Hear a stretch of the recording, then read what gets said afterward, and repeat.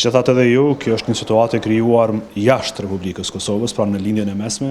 në një konflikt armatosur atje që ka rezultuar dhe në ngritjen enorme të çmimeve të naftës. Ne nuk presim dhe nuk kemi pritje që qeveria e Kosovës të kontrollojë tregjen ndërkombëtare të derivateve natyrisht, por presim që kjo qeveri të zbatojë detyrat dhe obligimet që i ka ndaj qytetarëve të Kosovës. Pra kjo është qeveria e Kosovës dhe duhet t'i mbrojë dhe t'i përkrahë qytetarët e Kosovës karshi rritjes së çmimit të derivateve, të cilat pastaj nëse i bashkëdyzon dhe me rritjen enorme të çmimeve të energjisë që po parashin, edhe ato aktualit ato të ardhmet, kanë shkaktuar rritje enorme të çmimeve të tjera, pra si transporti,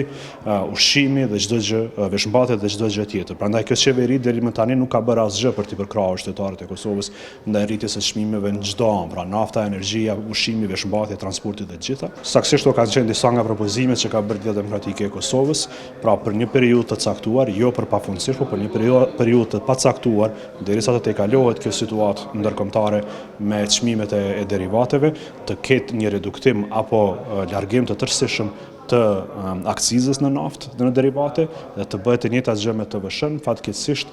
qeveria, përfshirë disa ministra, kanë dalur publikisht, saktësisht Ministria e Tregtisë dhe Industrisë, ka dalë publikisht për të thënë që nuk do të ketë një çështje të tillë nga kjo qeveri. Njëkohësisht lejoni të rikujtoj që po ajo Ministria e Tregtisë dhe Industrisë ka të miratuar nga Kuvendi i Kosovës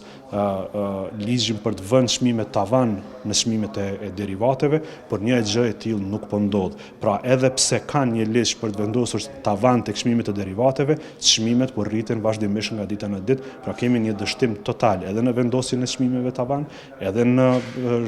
largimin e akcizës së TVSH-s, pra çmimet po rriten vazhdimisht, ndërsa Ministria e Tregtisë dhe Industrisë del në rrugë krahët para qytetarëve, thotë unë s'kam ç'bëj, s'dua të bëj më shumë, s'kam ç'bëj më shumë.